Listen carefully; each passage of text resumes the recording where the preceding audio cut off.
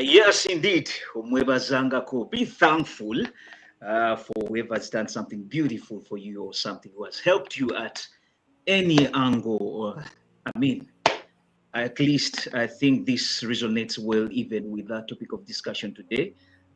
Towards the end, you realize that this little monkey we're going to talk about by the name Sponge, hey, he was rescued. So I guess at heart, that little monkey is busy, thankful for the rescue that was done. But it is what it is. Just 9 degrees in Copenhagen, Denmark. And it's been slightly rainy in some areas. But as well, we're still in the winter times and then we're still freezing somehow. But people like us, yes, we're compatible with the situation. The bodies have really adjusted. And I'll say it is what it is. But yes, it was the 27th of February 2026. And I believe as we come into the end of our beloved month, that's February, people have been celebrating their birthdays. I'll just say happy birthday once again to all the February babies. Those who have encountered, situations which are really challenging, I know you're not alone. And I'll go by the song that today it's me. Tomorrow things will just change. I mean, I'm not wishing your situation to someone else, but I just want to say the situation that today it's like this, but you're not born to be one who is entitled to be suffering. It's just a situation that you just have to go through. Life is just, life really gives meaning when there are hurdles to jump. Otherwise, if there were no hurdles to jump, we wouldn't have been here. AKA Smoggy, John Remy are the names. You're welcome to our topic of discussion. And before we go into the discussion, the topic, just call a friend and a friend that, yes, it's Afro-Den edutainment fragments, featuring the emotional bond between the punch, the monkey, and his toy, the toy or the teddy bear, what people may say by the names Ora-mama, which has made stories not only on the main media streams, but also on social media. Allow me to introduce my guests. Surprisingly, we are late because we wanted to surprise you with another guest who's going to give us another version. But allow me to introduce my guests straight from Norway. She's a lady, and she resonates well with the topic of discussion, bike land. and I guess she'll give us the yes. Let me just take it like this. Once again, Lady Jessica, what I want to do is very small. Give us your Mm. full names. I want to see if our topic of discussion tallies well with your plan. uh, thank You're you so welcome, Jessica. much. Thank you so much, Profile Mr. yourself and give us why this topic of discussion really suits you well in your lineage of clan. Okay. Thank you so much, Mr. Smokey Johnny Remy, for hosting me and my other discussant to introduce himself shortly. And I'm so grateful and honored, not only today, but every time you invite me here, because I learn a lot from you and other fellow discussants that you always invite. Discussing here stimulates my deeper thinking and thinking outside the box about the various topics that concern us as human beings and also that concern the world globally. So, thank you so much. I've been asked to introduce myself. I'm called, or my name is Jessica Bisaso Ntongo. Yes, Kabisaso Ntongo, originally from Uganda, and I belong to a Baganda culture, and that culture is so rich. Oh, sorry, yes, it's a Baganda tribe, and the Baganda culture is so rich that we have what is called clans, and I belong to the Enchima clan. So it's very amazing and important to me personally that today we are going to talk about a monkey that has touched the lives of many people in this world. Why we have those clans, it's symbolical that if I belong to that clan, meaning I have the responsibility of protecting and offering welfare to that category of animal. For example, in this case, the monkey. So this is a very interesting, important topic, and it reaches Mm. home to me personally. Thank you so much. Wow, Yes. what an introduction, and I just love that. Thank you very much, Lady Jessica Ntongo in Chimak land, and straight from that's Norway, Oslo, I think. And let's switch over. Let's switch to the surprise guest. For the viewers, please just bear with us. We've come a little bit 5 minutes late for some reasons. We wanted to surprise you with a Reverend Father. That's Reverend Father Simon, Simon Peter, of which we thought getting also another touch of a biblical perspective of this topic of discussion today would be quite paramount. That's why we said let's wait for him and then we see, because he's a man who is in the Lent season, and I guess when it comes to Catholic priests or religious people of great eminence in the religious aspect, there are lots of duties they tend to encounter. So for some reason, that's why we decided to wait. But Reverend Father, you're welcome once again. I want you to just reintroduce yourself to the viewers who didn't see you last time, and Yes. they're just going to see you today. And then from there, we shall get a rider um, for the topic of discussion, and then we shall take it from there. Just Yes. introduce yourself and let our viewers know the man in you. Dear viewers, I'm so blessed to be here on this show once again. Smoggy, thank you for the invitation. Jessica, so glad to meet you online. So, And I look forward to a wonderful engagement about Punch. hmm, For me, uh, first of all, it reminds me of our duty to care for environment and nature and Mm, environment. But also deep down, when you look at the struggles and the battles it goes through, I think about how wounded we are in this world, how lonely many are, and then the power of holding on to hope. So I'm Simon Peter indeed. Semakula from a Ugandan priest serving here in Denmark. I come from, I belong to Lugavik land, Pochpine. Unlike Jessica from in Chima, Monkey, we are the shy ones, but very only shy on paper. Yes, but I think our culture trains us to pay attention to animals, to take care of nature and environment. So I think that's why it touches very deeply. So much honor to be here. Yes, once again, you're welcome, my guests. And for the viewers, just a quick reminder, just let your friends know that we are live on Afroden Reports, Facebook, and simultaneously also on YouTube, Afroden Reports, we're there.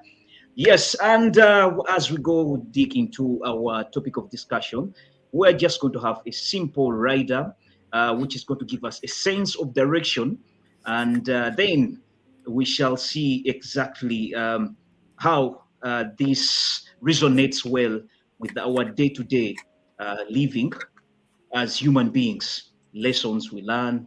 I mean, by the end of this discussion, probably you would have gotten something as a takeaway.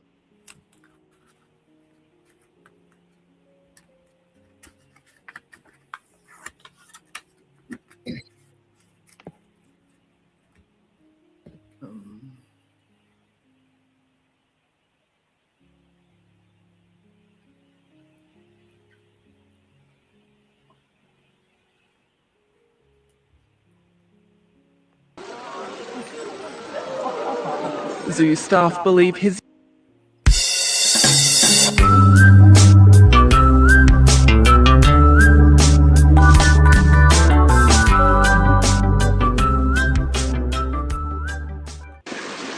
almost twice his size and always close by. A stuffed orangutan has become baby Punch's constant companion. Born last July, the young macaque called Punchy-kun in Japanese was abandoned soon after birth. Zoo staff believe his young mother may have left him due to stress caused by heatwave. ニホンザルの赤ちゃんは生まれてからすぐにお母さんの体にしがみついて Baby macaques immediately cling onto their mother's body after birth to build muscle strength. However, because he had been abandoned, Punch had nothing to grip onto. We tried several options. We rolled towels into various sizes to find something easy to grasp, but nothing was working. 7 months later, zookeepers finally found one thing that Punch would hold on to. Often alone, staff hoped the toy, shaped like another primate, might one day help him fit with the troop. But first, it made him an internet sensation. His fans started to become even more attached to Punch and his story after videos of him being bullied circulated online.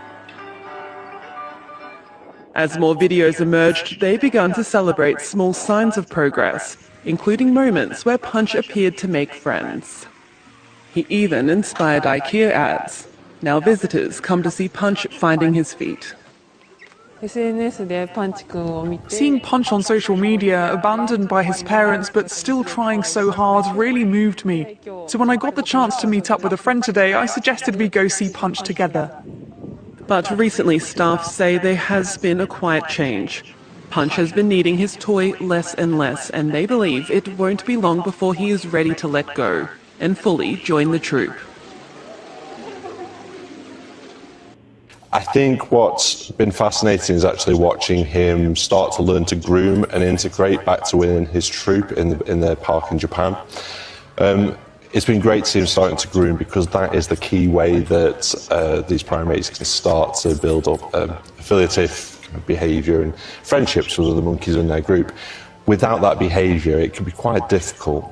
I saw him groom the orangutan in some videos, so that's how he's learning. And then he was in turn being groomed and just kind of being quite passive while he's being Absolutely. groomed. I mean, just like ourselves, we need comfort in our lives. We need that tactile comfort, and that's, I guess, what the cuddly orangutan originally is created for them.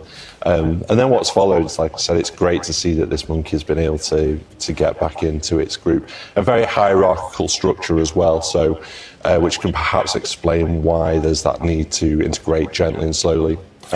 The beginning of the story, of Punch's story, was a story of rejection, wasn't it? And is that something that happens quite a bit? Well, it depends. Obviously, there's a vast array of primates in the world. Speaking personally about the Barbary macaques that we have, rejection is incredibly rare. And with Barbary macaques, the other macaque species, males actually care for babies a lot too. They love to carry, groom and protect them. So even though mother may not be the fantastic mother that we hope she would be, we know that the rest of the group will support that individual. And actually, with Barbary macaques, they're very, very tolerant of young monkeys, babies, 1 and 2 year olds, and they're seen almost as a prized asset amongst their group. Was the orangutan a good idea, in your opinion? I think it's a difficult one, and it has had mixed responses, especially amongst, I would say, a zoo community in the UK, where the welfare standards are exemplary across the globe. Everyone knows how good UK zoos can be.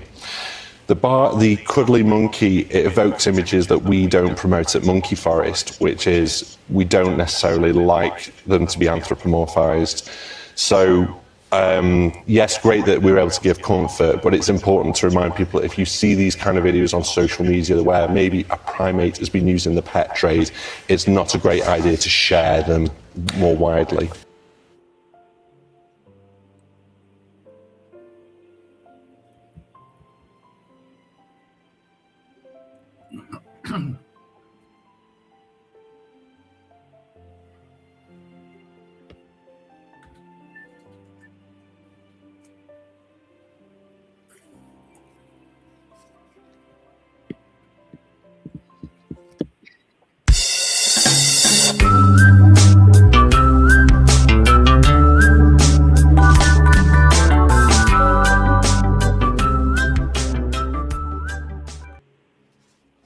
Yes, indeed, that was Punch, a story which is really so touching.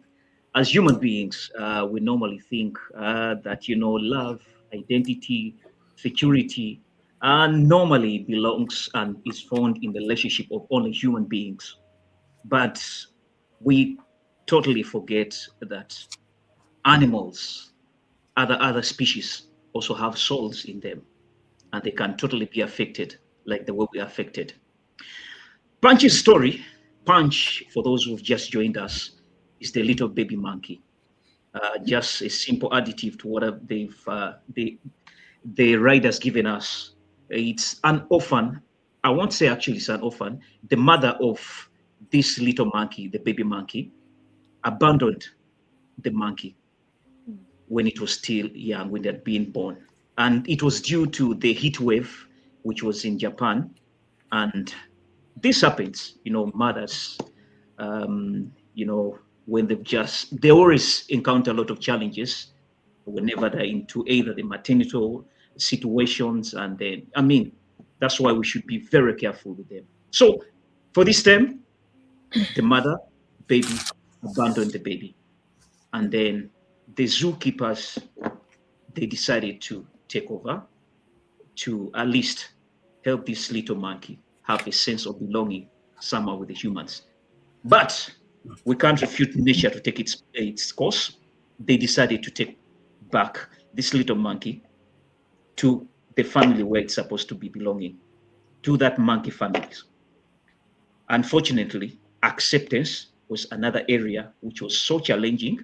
And the video clips that were rotating on social media and mainstream media actually made it sound so catchy and touchy. That's why with the Afro-Den edutainment fragments, we felt it's high time also reflect this to our day-to-day as human beings. What lessons are we learning from this narrative? Because it's quite an emotional bond between the baby monkey called Punch with its toy called Ora-mama. So that's when I come as Smoggy to dig deep inside and see, are we picking something from this? More so in these times where all the religious, entities are fully humbled into God. The Muslim brothers are in Ramadan, in the Catholic or Christian world, we're in the Lent season. So what lessons can we also reflect also in the religious aspect in terms of this? That's why we also needed a Reverend Father to give us also that spectrum. But for the viewers who've just joined us, what we require from you, just leave a comment, let us know where you're located. It will be even easier for us to avail services to you easily. But leaving a comment, you'll do a service, because this is a two-way traffic. We believe with the slogan of Afrodin Reports that sharing is caring. That's in Uganda we say, so meaning that let's do it together and then we see how we can learn from one another. So let me go straight to Jessica. Lady Jessica, once again, you're welcome. It's the Afrodin Reports, and on the Afrodin edutainment fragments, our topic of discussion is this bond, which has made a lot of educative noise.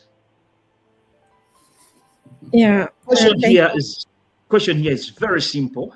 As you give us your perception, did you become actually emotional at some moment before I go ahead? Yes, very much. And if you did, what really touched you? I reflected upon it as actually I'll illustrate it, but also it was really very touching, right from my personal experience as a person who loves nature and animals, but also my professional field as a clinical mental health worker. Because what this animal did here, many people pay for it to come for therapies. The skills this monkey illustrated in this scenario, its lifespan so far, it's actually relating very well to the psychological and the neurological needs of human beings and all living things everywhere in the world globally. I was reflecting about the relationship between the Punch, the little monkey, vulnerable monkey, and the Ora-mama. And for me, I look at it like one of the most stable relationships in our modern society. Punch. Yeah. I've been watching the video there, and you realize Punch is holding on to the toy during the hard times and the easy times, when he's happy and when he's frustrated after being mobbed by other elderly monkeys. Punch doesn't isolate, neglect, or leave the Ora-mama. The Ora-mama is the toy. So I'll be exchanging words Ora-mama or the Punch, or the toy, but I'm meaning the same thing. And I was like, imagine such a little baby monkey, so vulnerable, that would have actually thought of being ignorant of everything here, but was doing it so perfectly, holding on to that second chance that has been given to it by the guardians of the zoo or the care workers at the zoo. You realize that in life we are given opportunities, second chance opportunities by fellow human beings, by God, and we misuse them. Sometimes instead of being thankful, we just complain. Why giving me this? Because you realize that the toy was heavier for that little monkey. But the monkey didn't complain, was pulling it with all its weight.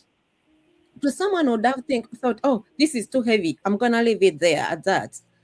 In life, sometimes the opportunities that come our ways, they might seem a little bit heavier, but with the persistence, discipline, unconditional attachment and love, we can always succeed. That is exactly what Punch the Little Monkey illustrated. This story as you go ahead, there's something little also wanted to add in, like to give us another clear, perspective. In what ways do you really see Punch attachment representing, the humanity search for love and, reassurance? Yes. Yeah, even research shows that, for example, let me relate to the Abraham Maslow's hierarchy of needs. Mm-hmm. Illustrates that after the first fundamental level of survival needs, that's food, shelter, the second most important level is the level of attachment, Mm-hmm. security, identity, love, and sense of belonging. So this is very, very important to every human being, irrespective of our age, whether young or adult, irrespective of our genders. Actually, it's very important to all living things, including mammals, plants, and we human beings. So attachment is very important because without it, we lose sense of life, we lose sense of purpose, we become Mm-hmm. insecure, and our stress hormones, they are activated. And when the stress hormones are activated, then we become sick. But when we have the sense of belonging and attachment, we produce, for example, hormones like the dopamine hormones, the pleasure hormones, the sexuality hormones, the happiness hormones. And actually, those hormones are very, very important in boosting our immunity. So actually, this topic here, of a little vulnerable sweet monkey, relates so importantly to our daily lives and health in general.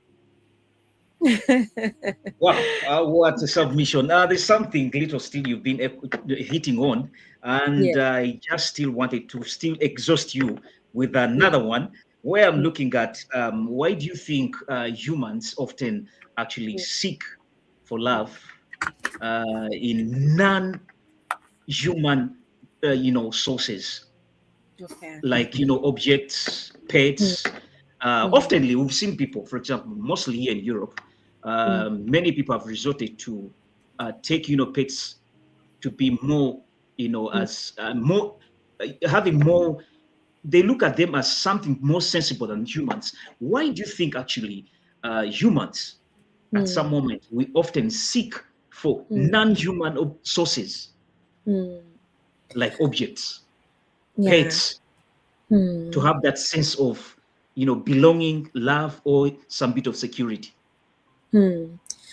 I think actually this illustrates or explains why we love materialistic things. Every one of us has that Ora-mama they go to when they're frustrated, when they're anxious, when they are in doubt.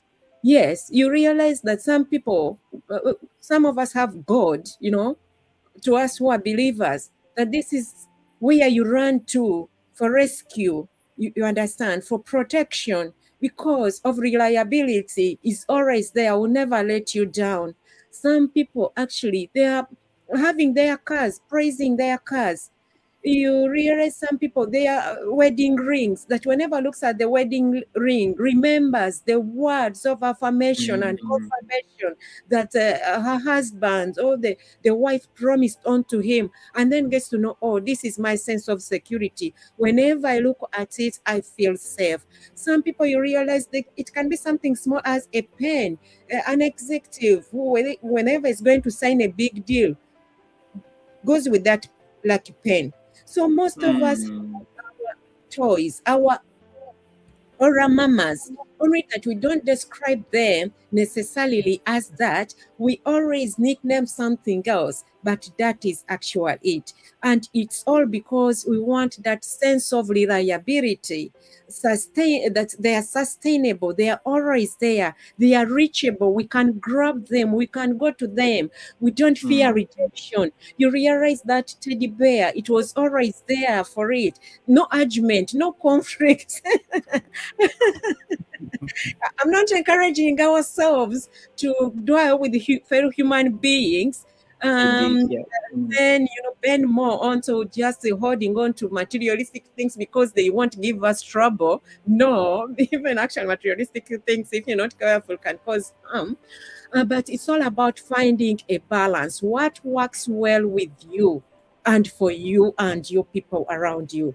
So actually, I believe that most of us there is a way we need identity. We identify ourselves. Sometimes we identify ourselves with the names. You hear people calling themselves, I'm someone's husband, I'm someone's wife, I'm their mother, I'm their father, I'm this. So sometimes we actually relate to the names. We feel safe when we use those names. Some of us have studied in schools, and you feel like whenever you mention I'm OG from this school, I'm an OG from this school, you get that Mm. security, identity. Some of us come from countries whereby you feel like, oh, whenever you mention that I'm from that country, it describes and defines all your identity. So sometimes our Ora-mamas, they define all of us. You don't have to, sometimes you don't even have to tell so much.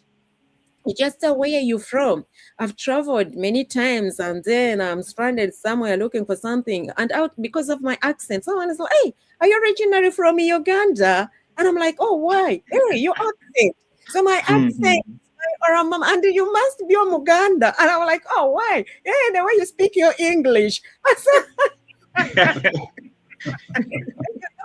your your attachment objects can be a language, can be a country, you understand, can be a type True. of weather. Some of us thrive during summer, but come winter we hide, we go in hibernation. So we relate more with the, for example, weather, seasons, you understand. So this is really a broad topic that I can't even exhaust now when it comes to Mhm.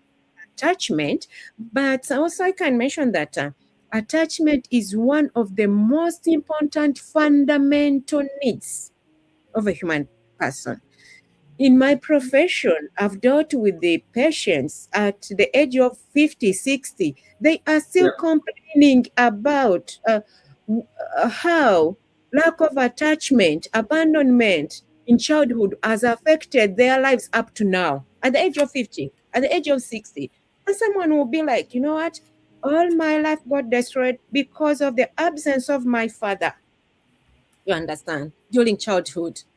Probably this person is also having own children and having grandchildren, but because of the absence, say, of attachment and sense of identity from childhood, they are still Mhm. struggling and are failing to repair their lives.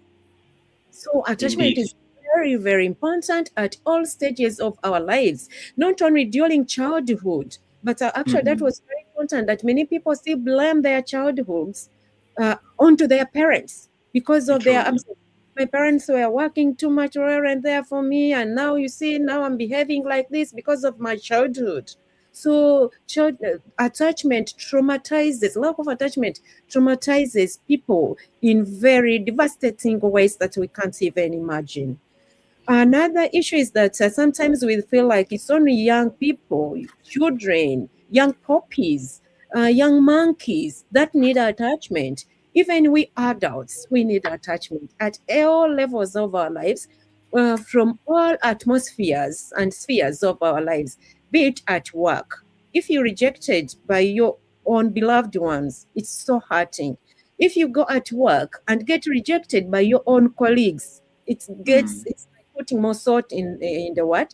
Everywhere we go, even on the road, you sit in the taban or train or a bus, be it a taxi. Let me use our examples that we all can relate to. You go to the new tax park and sit in a taxi, and so you realize that someone really doesn't want to sit next to you because of some reasons. There is a way you get affected so deeply. So I'm concluding by saying that we need attachment at all levels of our lives in all circumstances. It's not a drama. Actually, some people say, that one is also a drama queen or a drama king. She needs too much attention. Anyway, it's good to find a balance, but also we should always be careful. And instead of judging those people, try to analyze, why is this person always crying for attention? Probably lacked attention at a certain stage of their lives, and they feel like we are safe havens for them. That's why they keep on coming to us for much attention. So don't call it drama. Don't call them drama kings. No. Indeed, a message quite well executed, and just really thank you for that initiative. Mostly when it comes to attachment, we Yes. all have to think of a sense of belonging, and to Yeah. belong basically it encompasses a Yeah. love. It encompasses security, and Mm. identity at the same time.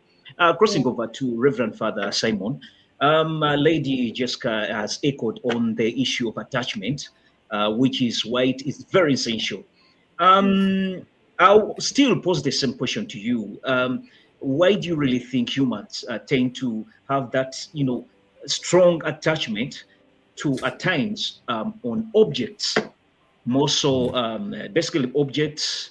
We've seen here in Europe, most of the kids, they give them teddy bears to be with when they're going to sleep. They have their dolls they tend to be with. And then when it comes to the boys, mostly they have the cars, things like that. But normally, they're objects. Yet the adults go with an extra mile with having pets to belong in that, even their houses, apartments, and everywhere. Unlike we back in Africa, where we look at certain pets as security entity, mostly dogs. But Reverend Father, I'm bringing you here to ask the same question, and at least you also give me a reflection. At some moment, do you really feel, for example, you in your shoes, that the rosary becomes the attachment you have? Father Simon, the microphone is yours. Give us that direction. Why do you really think people attached? Are they just denied love, identity, and security somewhere, that this is the only way they have to take? What's your reading on this? First of all, thank you so much, Jessica, for your input. It was Yeah. really beautiful and insightful. Thank you. As we are speaking about how people prefer sometimes animals and pets, and Mm. I remember the quote I read somewhere Yeah. that sometimes human beings are too much work. So that's why it is easier to settle for pets. Mm. Maybe I did not take it that serious, but Mm. also when I try to listen in, I've worked previously closely with young people Mm. and families, of course. But when you hear so much about some of the things that I've gone through, some even at a very little age, Yeah. you get afraid for the for how even they manage. I Mm. think no wonder there are many turning towards drugs, turning towards Yes. finding something to hold on to. Mhm. That's true. Maybe because of the brokenness in the families, maybe because of the people are not present, people are busy. Some are literally rejected. Mm. Imagine if a parent having their own battles, giving birth to a child, a Mm. wounded parent having to nurture another human being. Sometimes it's complicated. Yeah. And as a result, the fear and flight cannot exist. We cannot live with that forever. So Mm. if one finds like, okay, I got a pet that is loyal to me, that does Mm. not give me as much stress as whoever Yeah. it is, they will Mm. be rather like, I'll stick with my pet. It's not the best, it's not the ideal, Mm. but maybe there are issues that need to be addressed. Perhaps that's why maybe this punch is reflecting, is relatable, Mm. because it's kind of coming from, you know how you go through something but you cannot say it, and then someone True. says it for you. Yeah. It's like punch is saying things for us that are so hard to say sometimes. Indeed. I Yeah. think I've heard from some sources that children disconnecting from their families is becoming a normal trend, a new trend, like Mm. distancing themselves from their families. Mm. Yeah. So there's a lot. But also what I get from Punch Mm. Um, uh, appreciating what we have. Yes. Oh yeah. Shout True. out to those people who stuck with us when we were lonely, when we were lost, and they found us. I think it's another thing we can pick from this Punch guy. That as we, one of the ways to handle the dynamics of the confusion and frustration, how about learning to be grateful? I think in Punch we see gratitude. He's grateful that the toy is here. True. Sometimes we are asking or we pay too much attention onto what we don't have. I don't have that. I don't have that. They were not there. They were there to the extent that they could. I know some have been terrible, but there are those who have done their best. Maybe their best was not good enough. They were so broken that their brokenness could not allow them to give more than they did. How about, other than fighting them or condemning them or disowning them, like, let me be grateful for the little they managed. Indeed. Gratitude. I saw gratitude. That's why I'm like, ooh, shout out to those people who stood in, maybe when nobody would. Again, the toys give a sense of stability and consistency. Whenever you come back to your dog, the dog will wag the tail and like it's so happy to see you. Non-judgmental. Those True. things. Yeah. That's why still we need to. I think this monkey is reminding us of certain values maybe we've lost as humans or we've taken for granted. And then we see that I know anytime I run back to my pet, it is there. It is not judging me, it's not condemning me. When I need comfort, it is there for me. Actually, as we were watching here, I just remembered a line in one song. We all need somebody to lean on. Oh, lean on me. We Yeah. all need lean True. on me. Lean on me. That we all need that somebody to lean on. Maybe that's where, for me, you mentioned the rosary. Call it that, yes, when the storms are so heavy, I'll just pick my rosary or go to adoration and seek a moment before the Lord. I'm like, God, I can't figure it out. Maybe family is far away. Maybe the workplace is so complicated. Here, being a priest, I live alone. Yes, there is another priest, but each one lives in a different apartment, and then the people we serve are also so many miles, sometimes away. So you're on your own, and you're like, God, okay, where next? So God becomes my hiding place. Psalm 32. You are my hiding place. True. That's Punch found a hiding place. A solid, like when I'm with my doll, we can fight. We can come against the world. True. For me, that's where faith becomes very handy. Actually, I don't want to call it my pet or my punch, my toy, but it's that my place where I go to be re-energized, to be refilled, to find the strength to meet tomorrow. Because let's face it, let's not hope for a simpler world, a simpler life. It will still happen. Family abandonment will still happen.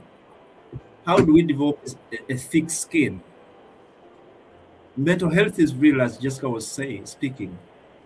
And for me, it's so shocking that even young children, young people, they're facing this. I don't yet, maybe Jessica will help to throw some light. Where is this coming from?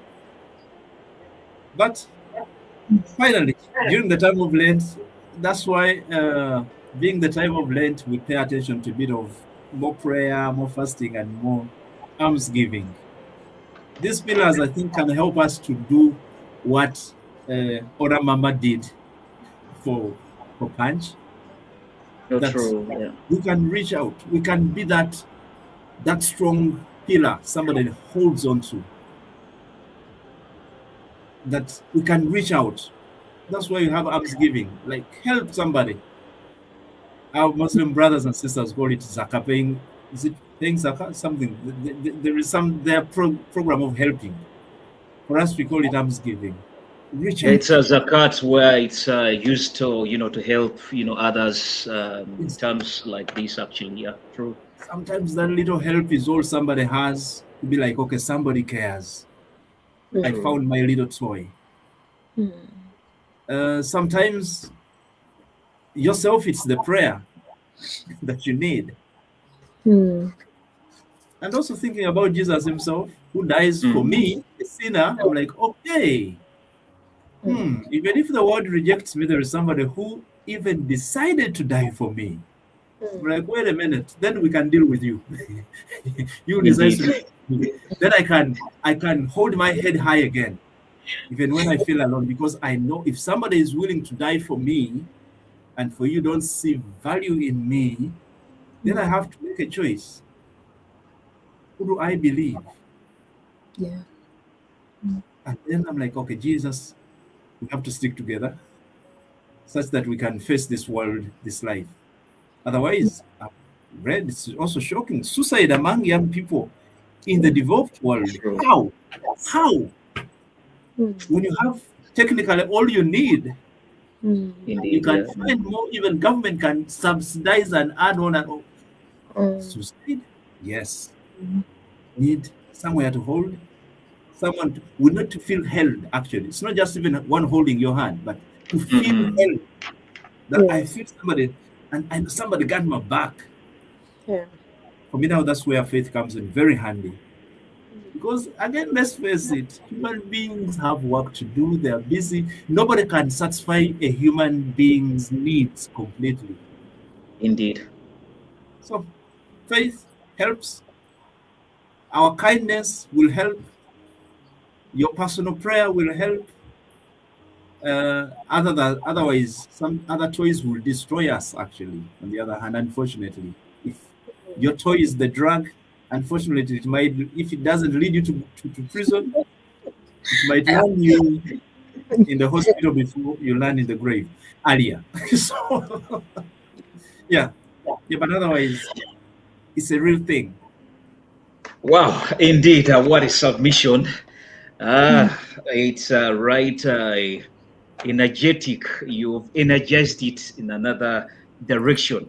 It kept me thinking of, you know, uh, Catholic priests are really good when it comes to singing. That's why he started by giving gasoline on me. But I'll accompany it by, when I was hungry, you gave me to eat. At some moment, when you're totally desperate, there is also that one person that Reverend Father is talking about that we should appreciate at least someone who has done that little one, which gives us attachment. And at the end of it all, we can become a sense of belonging. Times like this, when they're really terrible, make use of them. Reverend Father also talks about it. That yes, situation has come, but how can I toughen a bit, make your skin, a bit harder? And yes, they throw a lemon to you. Eddie Kenzo will say, make lemonade out of it. Lemonade out of it. So it's a topic of discussion today, which is really energetic. And we see Punch doing the needful, trying to be resilient so much and fights to at least to acquire that doll so that it doesn't really disappear. But as we go ahead, let's I think have a little a commercial, and then we come back in full gear where we're going to talk about we the Afropins were here in Europe. Does this story resonates well with our way day-to-day living? Because from day one, you decide to say, I'm leaving my motherland to join Europe, not because it's Europe which is the best. Situations back home force you or they abandon you. So our motherland, probably by default, abandoned us. Then this world we're coming in, Europe, gives us another direction where all the challenges of Punch are all reflected in here. That's when we shall come back with Lady Jessica, to give us that line as an Afropean, an immigrant. You coming in this community. Do you resonate well with this story? So Yeah. let's just have a little commercial and then we come back and another gear number 2, and then we see how we go with this quite emotional bond and educative story.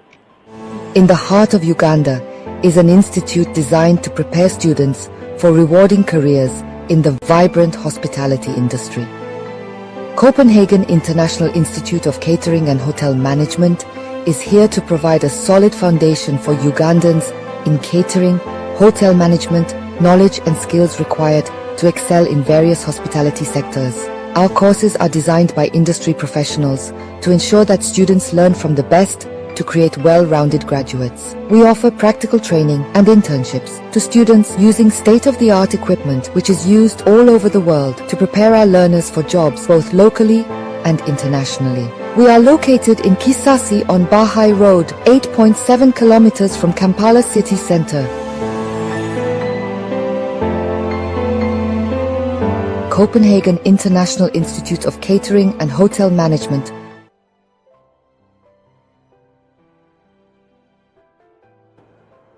Back from our commercial break, and that was Copenhagen Institution, which is in Kisasi. Our own, that's CEO Wajala Joseph from Denmark. He just realized that there's need to be the Ora-mama for people back home, and then created that space where at least is giving, education, is giving education, and at the same time giving a source of employment to our punch people back home, and then it gives us a sense of direction too on our topic of discussion. Yes, once again, we're back to our topic of discussion while we're looking at the emotional bond between Punch and the little toy, the toy called Ora-mama, and how it resonates with our day-to-day living as we, the human beings, in terms of seeking for love, identity, and security. But in our gear 2, let's also look into the area where, as we, the immigrants, and mostly with the Afropeans, the Afro Americans, our brothers and sisters in the Arab world, and also other Africans or other Africans who are enslaving them, who have been self-enslaved in other countries, still in Africa, due to being abandoned, or due to some challenges which are undescribable. But at the end of it all, we run to seek for love, identity, security. When it comes to security, it can be economical, because some people really go to these countries to seek for economic security, because there are no jobs back home. Others, love brings them in the diaspora, yet others, it's identity, because some are being denied to have that sense of identity. So, Jessica, in your school of thought, you're here in Europe, specifically in Norway. Yes. And I'll say you also an immigrant. Yeah. Shed some light to us. Shed some light to us as we the immigrants, how we can reflect this story of this little monkey in terms of love, identity, and security. Where do you see we immigrants seeking for love, identity, and then security at the same time? The floor is yours. Thank you so much, and I applaud Father Semakula for the wonderful discussion you've just given us.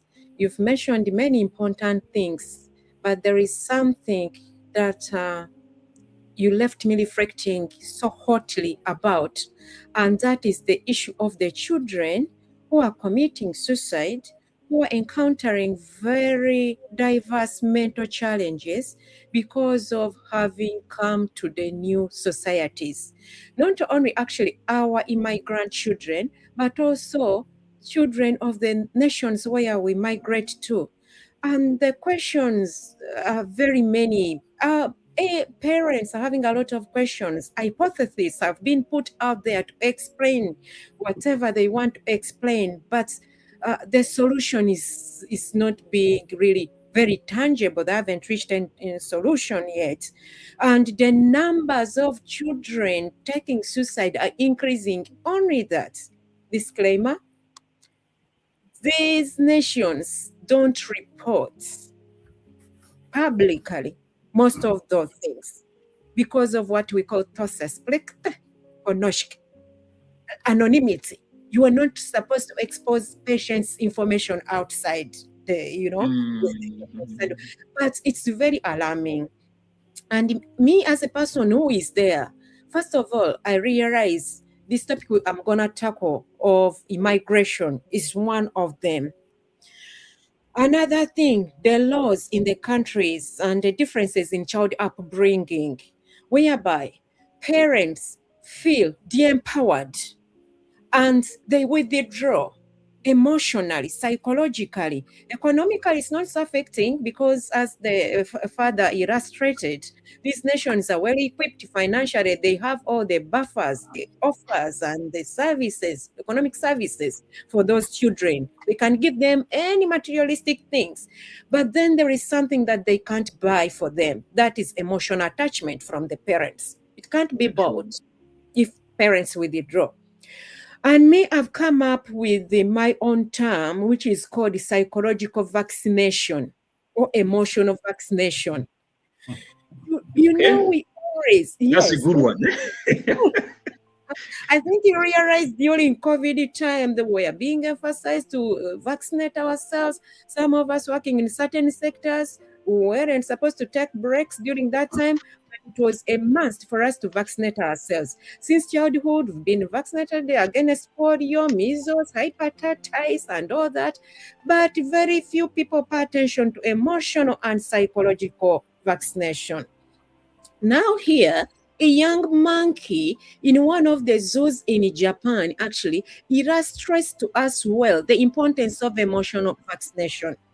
That monkey, what it was doing, holding on too tightly to something that was existing as it was waiting for another better environment, is what is called emotional vaccination. Use what you have to soothe your heart. You understand?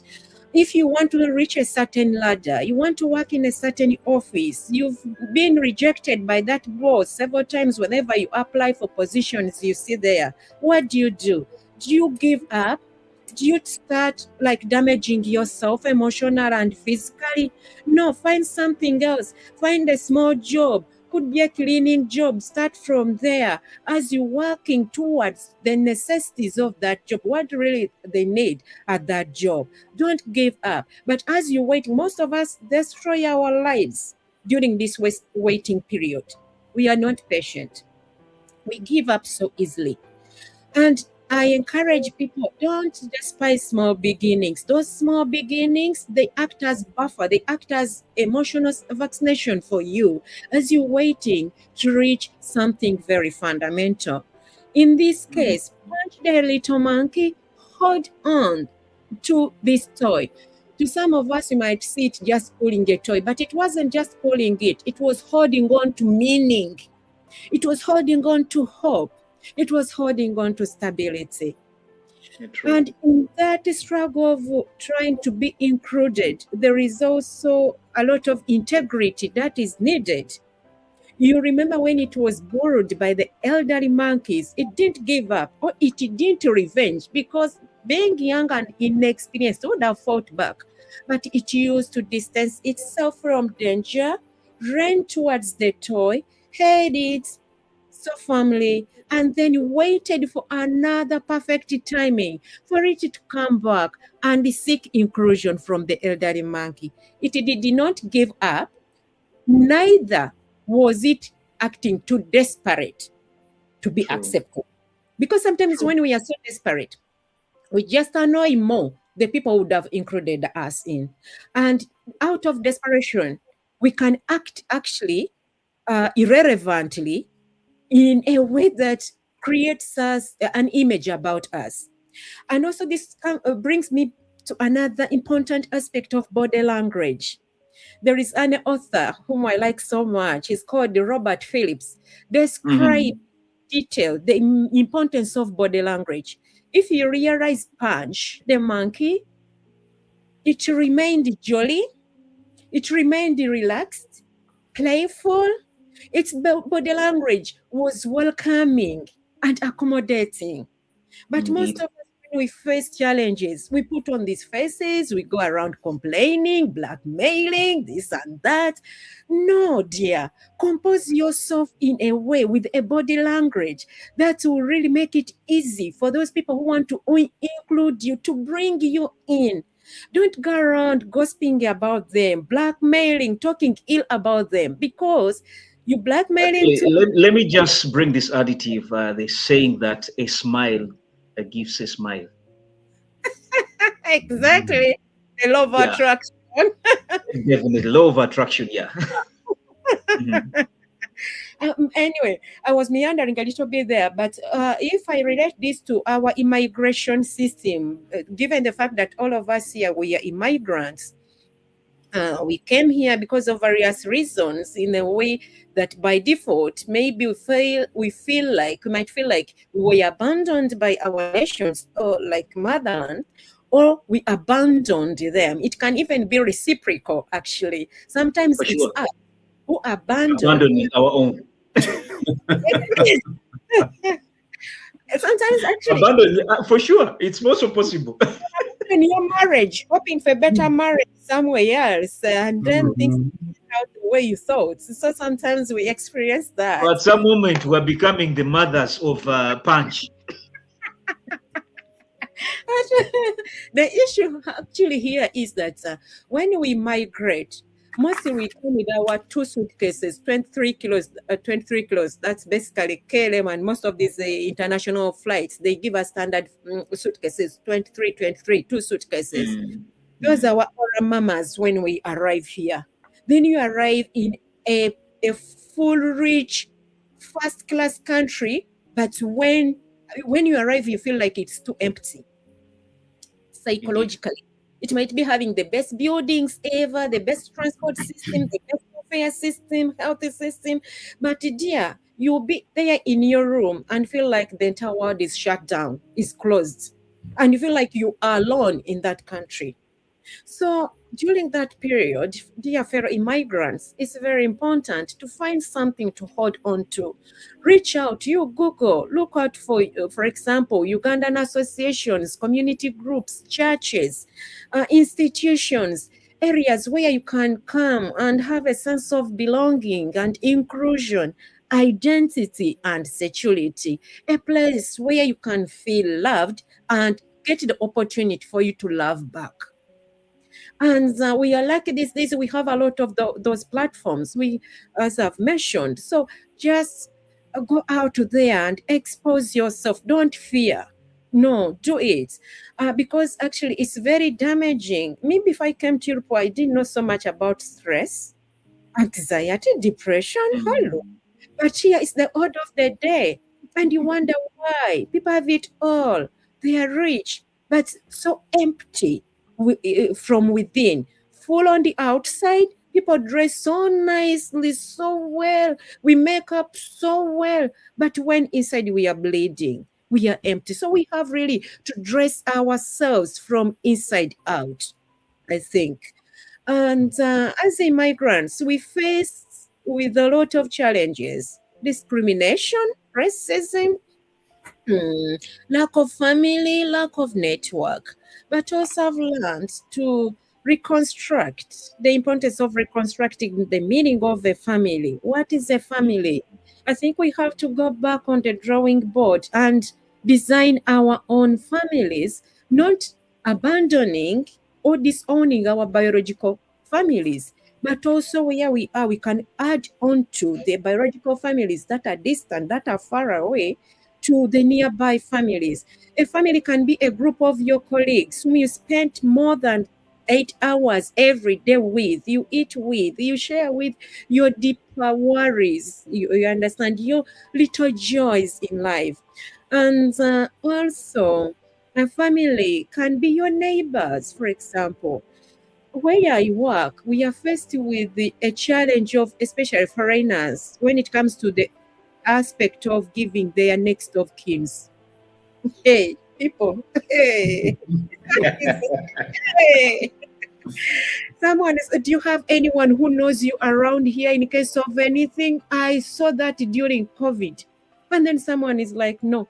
You hear a phone call, would you kindly help me? Someone is begging you to be his next of or her next of kin in order to enhance some medical operations. You understand? That actually reminded me, hey, this is how deep we need each other. Until a crisis really comes in. You're calling your boss to sign on your behalf to be your next of kin because your mother there in Samuto, where I come from, won't really know the language here and won't fall up so easily. So you got Indeed. someone who knows the system, and all of a sudden, who is now your immediate family? Is your neighbor, is your fellow Ugandan, it is your colleague, and then there you can't tell me that the only family that means something to you is your biological family. So a family is a socially constructed thing, and it can mean any person who provides love, security, stability, and bonding to you, and sense of meaning and purpose. Another thing here is that as foreigners, integration is really, it means different things to different people. To some of us, we feel like, oh, okay, we need to strike a balance between integration and assimilation. I'll learn some important things that are important to me, but not everything. But also the society wants you to learn some things. So you have things you want to learn, but also the society has its own demands. And then the network, your family, new family you're gonna create, has expectations from you. How do we strike a balance? So people get very overwhelmed about this word integration and assimilation. It might sound so simple, but very, very complicated in reality. You have to learn from new food, new language, new ways of dressing up, new ways of saying, hey, for us where I come from, tubuliza ddala oli otya jendi. No, Landa. But here you have really to be precise. Hey, professional. Hello, hey. If someone doesn't add after hey, you are not supposed to add on. So all those unwritten rules, you have really to learn them. Hey. Then you have to really get used to their psychology of seeing things. When someone invites me, does really mean that I should come or I should go? So there are many things that we have to learn. The culture, the cultures are so diverse that as you keep learning the language, or you're like, okay, now let me learn the language, but also the unwritten culture is calling for your attention, full attention. So at the end of the day, you exhausted, you have a family to take care of, both here and back home, because, we can't distance ourselves economically and emotionally from our people back home. Some of us, we continue being the bread winners and supporters of our families. So the challenges are too many. But how do we navigate that? How do we get our Ora-mamas? How do we manage to come into this other? And I've learned that most Europeans, for example, since I'm in Europe, let me use that example, they create their networks and friends right from childhood. So when you come in at an adult age, you find a lot of challenges. You might even risk being bullied, for example. But how do we navigate? Maybe we can learn something from Punch the Monkey. First of all, not giving up. Always try. Humility, be humble.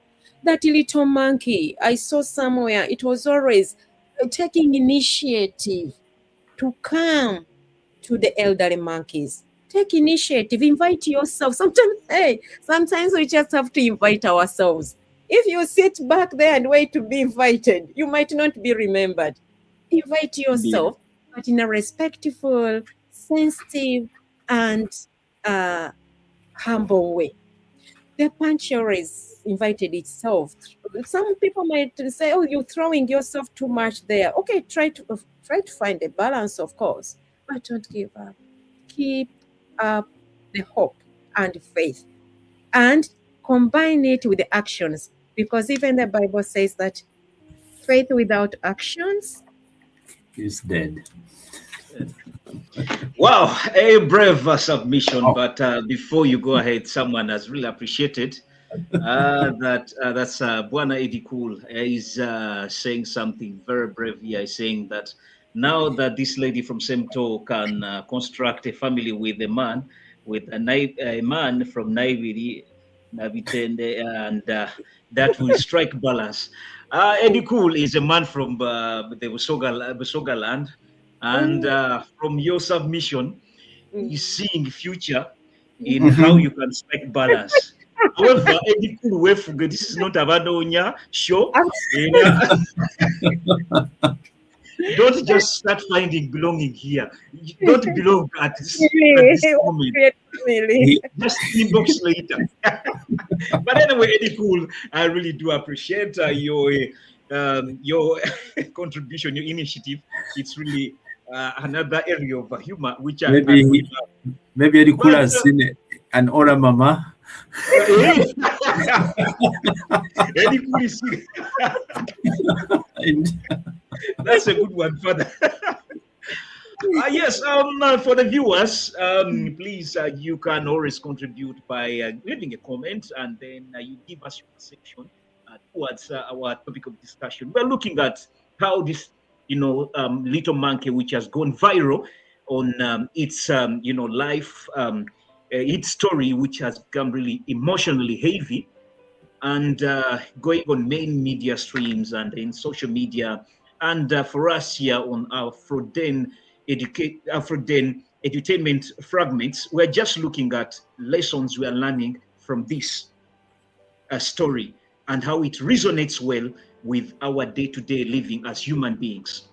So, Jessica, I just really appreciate your submission when you talked about we, the Afropeans, or we, the Africans, who decide to, by default, enslave ourselves in the European countries. That's in quotes. Some others willingly we come to enjoy, and I liked the other angle that Reverend Father took, where we say that at some moment, I think it was just casting. It's us who decide even to leave our, our punch back in Africa, and then we become the mothers. But all in all, your submission really throws a brave angle when it comes to with the immigrants. The challenges we encounter, how can they be, those hurdles to jump to give us meaning? Sometimes there are these challenges that really make us hard enough, and they awaken us to see things in a bright way. I know the brothers and sisters who are maybe asylum seekers, who have not been yet given, papers. Don't lose hope. Yes. These are challenges we are going through. But at the end of it all, there will be a surrogate mom that will come and penetrate the immigration, and you require that. It may not be even into the camp. It can be even the family. Most of you, your family people, situations can be actually in the family. You're an immigrant, but there's pressure even at home. How do you combat all that and create an Ora-mama? Believe in yourself. I loved the fact when you threw in some element of racism. Yes, if you relate with this monkey, it was not really tallying well with these other monkeys. But in situations where you feel there's racism, how do you recompose yourself? One thing I've liked with the host countries, They may not easily accept you in the beginning, but that's when you have integration. How strong have you gone into integration to accept also their system so that they welcome you? Sometimes you go wrong. Yeah. We fail to, to go through these hurdles. We fail to accept that this is the system I've come to. How far have we integrated so that they can accept us? A simple example is the language.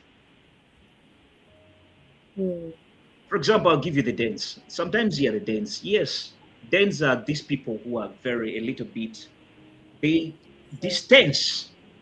That's what I would say. They take long to accept you because they don't know you fully. Yes. But once they realize that you like what they do, trust me, their arms are so open. They welcome you. So let's fight to seek for identity as immigrants. Love is a two-way traffic. Seek for it. Don't expect to be loved. Also show love to them. They will accept you. That's when you earn also the security element. I loved an area where you talked about a family. Indeed, family is another issue when it comes to Europe. The definition of family in Europe is totally alarming. It's quite different from the definition of family when it comes to we the Africans or people, from the African descent. Basically, we totally tend to differ in the way we describe the term family. So before we go ahead, those who just joined us, it's the African Reports. We're on live and just we're trying to reflect on how the story of this little monkey really resonates with our day-to-day living as we the Africans, as we the Afro-Americans, as we the brothers from the Arab world, Asian, and all others. So let me just cross over to Reverend Father. What comes to you when it comes to the term family, basically? Does it just mean objects? I mean, the people we stay with? Family. Neighbors? What does the Bible basically talk about when it comes to family? Family. First of all, it's the basic. It is looked at as the basic unit of life, the basic form of government. And as the family goes, almost everything else follows. Like, that's why it's the basic.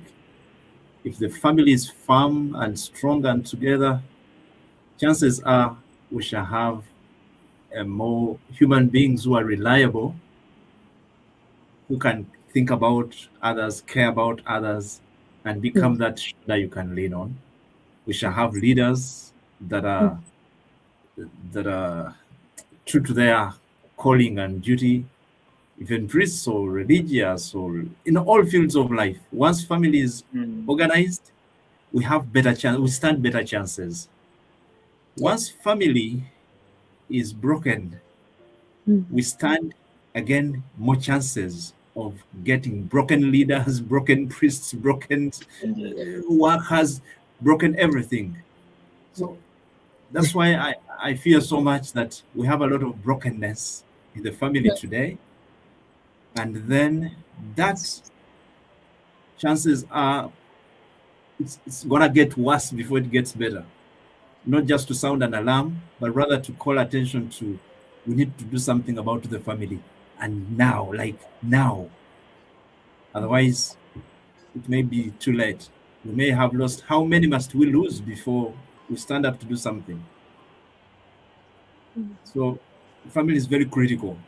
But also, secondly, family is more than biology. It's not just where we are born, but who sees me, who wants to work out something with me, figure out the next step together. Because maybe that even could help a lot in a situation where Because let's face it, sometimes you can look at your family and you're like, God, what did I do to you to give me this kind of family that I can't? Why? Yeah. But before you cry and ask why, take time and study the other families. Then grateful that God, I know my family is not perfect, but thank you that I have it. It's until you have lost it or you don't have it or you try to understand what others are going through, then you're like, God, poor, yes, fighting, yes. But somehow we're managing somehow. Not so happy, but yeah.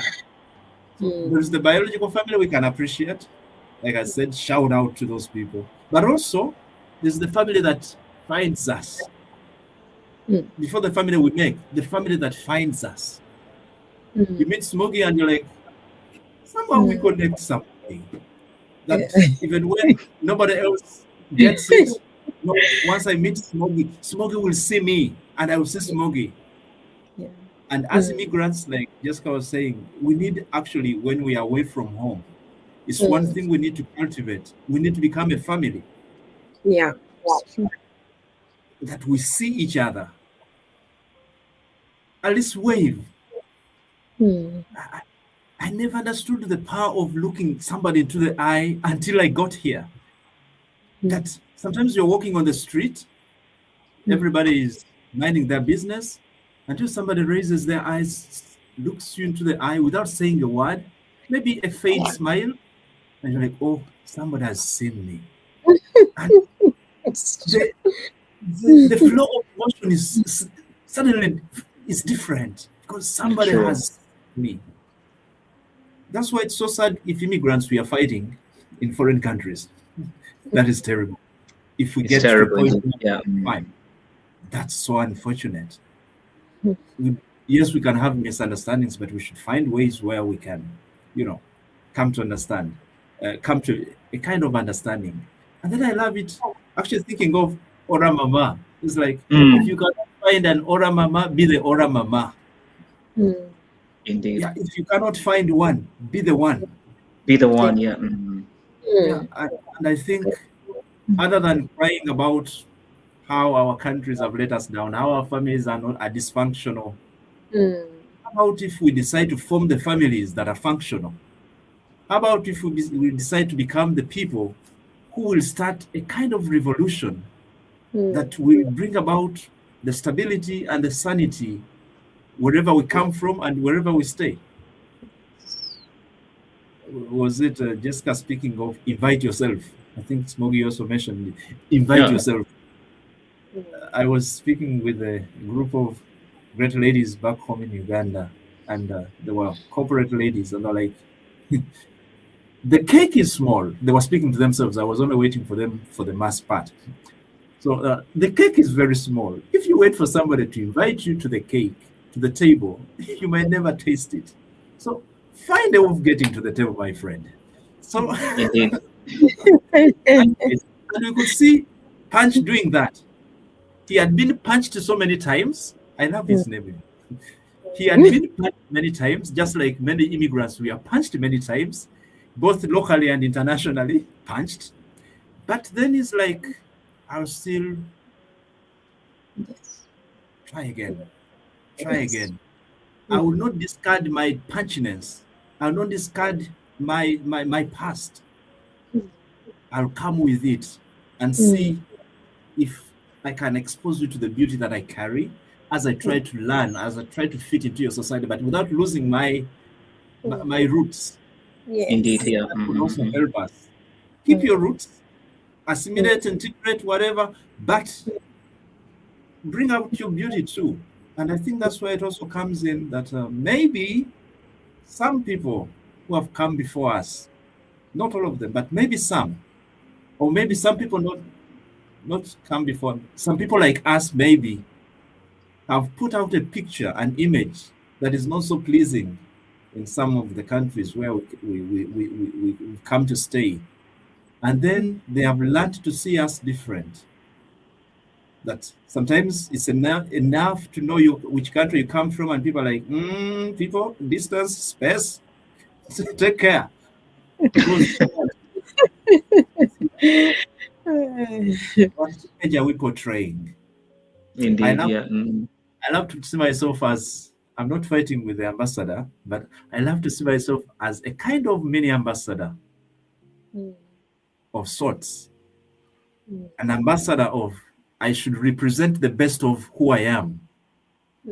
That if each one of us, especially immigrants or foreigners, we could think about it, that I represent the best of who I am. Maybe it will make a difference. But also appreciating the good people. There are some very kind people here.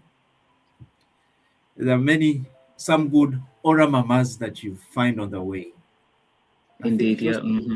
Gratitude to recognize them, appreciate them, and also be able to carry on with them.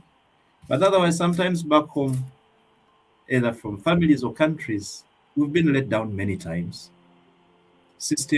Faulty systems, and many abuses and misuses and reuses, which are unfortunate. But all in all, yes, family is important. But if you cannot find a good family, if you don't come from a good family, at least create a good family.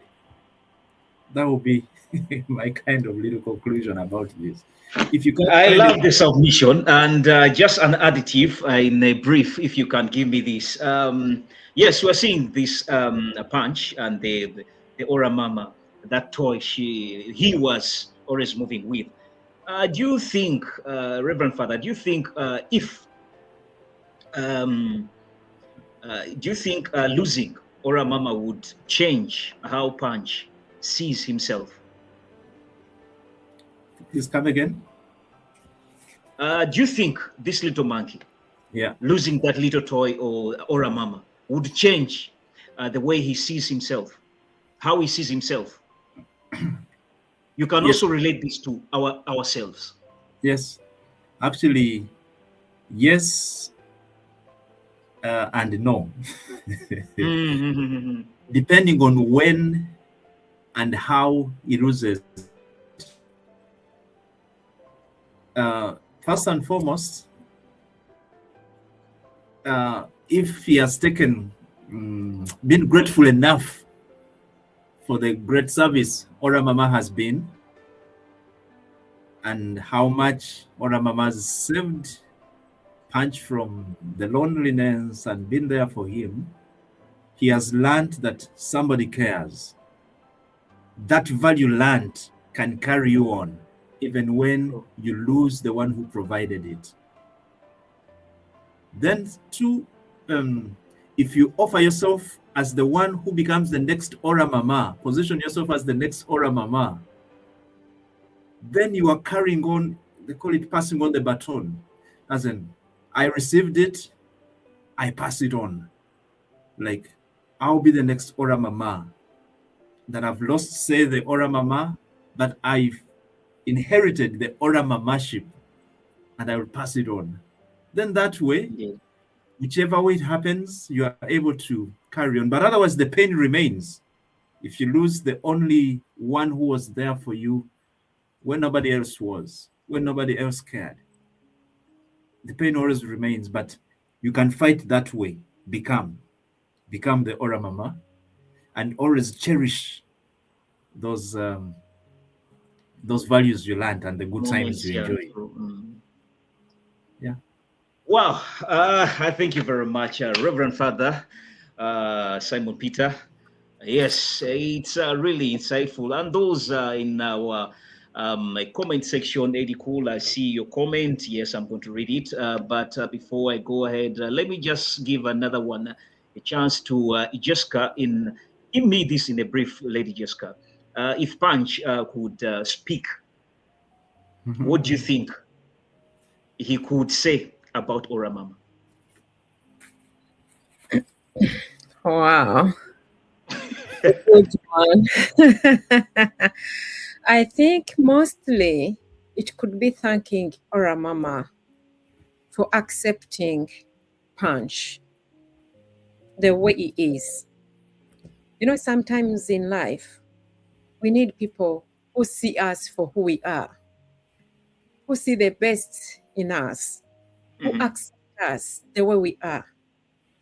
I think also Punch would have apologized a bit to Ora-mama for having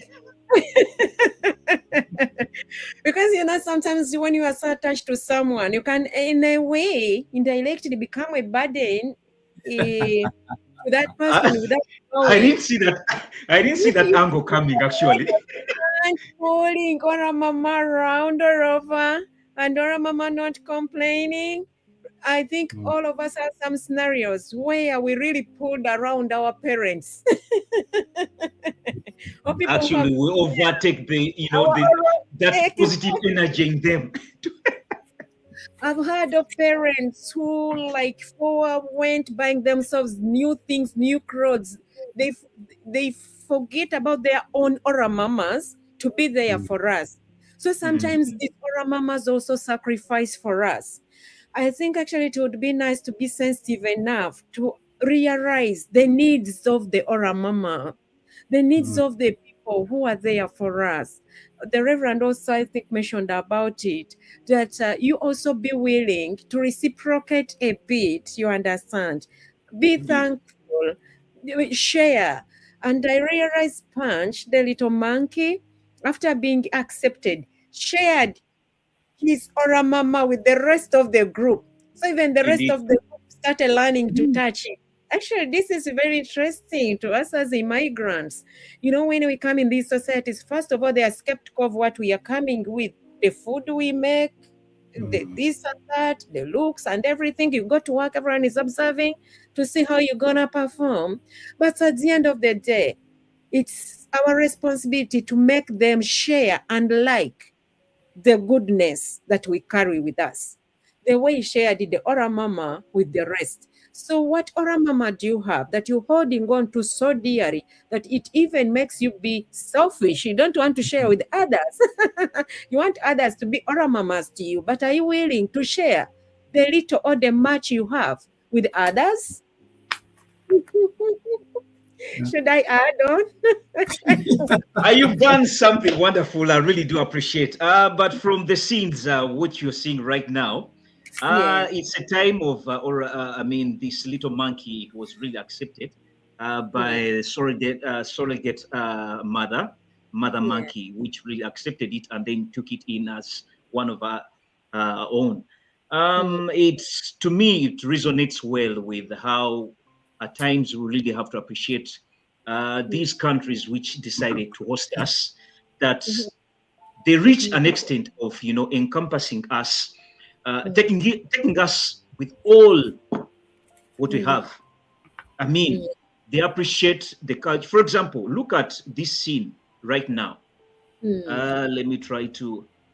If you look at this scene right now, that surrogate man took Punch with Ora-mama at the same time. Meaning that when I relate this to we, the immigrants, we need actually to appreciate the host countries which have accepted us with all our cultures, which has also enriched the cultures in Europe, and we're staying in this unity in diversity, where we're learning from one another. I'm getting this from what you echoed, where the little monkey starts to share the doll with the surrogate mom, with the other monkeys. In the same way, I try to look at it as how these foreign countries have really accepted us with all our cultures. And let me also take this back to what Jessica, you echoed on when you say that we should also learn to appreciate the communities we're in. The communities we're in mean so much to us. And sometimes before we go even into these host countries fully, we need to ask ourselves, where is our roots? Where are we going? Where is the base where we're going to start from? There are very many people who have actually, you know, earned a lot from the communities we've created in our different countries here. The African communities, the Arab communities, the Asian communities. They're strong. Sometimes we need to appreciate those communities, try to engage. So you yourself who is in a situation where you're lonely, seeking for love, identity, and security, sometimes go ahead and look for these communities. Look for these Ora-mamas. They can do the needful for you at some moment until you acquire what it takes to be fully to be into the system of these foreign lands. So just a question of you, the viewers, already to think about utilizing the communities that are created by your fellow countrymen in these host countries. And this drives me to an area where we say participate in platforms like this. Afro-Day Reports is there. Africans, you can utilize it and then share things that are relatable. We're having a sister media platform, Euroforum. I'm also a host that side. Those are platforms also we need at least to engage so that we can get empowered to fully be accepted in the monkey environment or in the host environment. That was in quotes. However, this drives me back also to other activities created by these communities. In the Ugandan community where I belong, at least it has gone so viral that a lot has been created. In Denmark, yes, been activities which are there. Reverend Father, I think, with time I will host him, and then we talk about the association, the Catholic Association of Ugandans here. We shall also be talking a lot with other entities we are having here, the football entities which are here. And like I said, we're just so lucky, the Ugandans here, that we've gone an extra mile. My sister, Jessica, she's in one of, I think, the leaders in the Buganda Bumu, I think, and some association also, which she's going to echo a little bit before as we come to the end of our discussion. And then there's another big activity which is coming in July, the Euro Cranes tournament. It's a Uganda football tournament community created by our own. And this time around, it's going to be in Amsterdam. Around 10 countries are involved in it, 10 Ugandan countries into it. So let's create these communities so that we can be accepted fully. And the beauty about it, the four host countries, they always love to see this kind of diversity in us because they believe you can't learn the culture, a new culture, minus know your own. You can't learn a new language if you're not certain of your own. Smokey, please. If I could chip in something, please. We've been speaking of Ora-mama and Punch, but we haven't paid attention to where does Punch get Ora-mama from? Actually, that's another line. This subject is big. If I was a guest, you could see the angle I would take. Because Ora-mama, Punch does not just land on Ora-mama mysteriously. There is someone who provides even the first sample, and then until we get the one that works out for Punch. Maybe the people who may not be able to serve as Ora-mama in your life, but they can offer you an Ora-mama or lead you to get an Ora-mama. Some of those people could be the communities we have. True. But as you participate in those communities, maybe the community itself will not give you what you need exactly as the community, but it can lead you to, from the community you might get, or from the network of the community you might find something or someone. Indeed.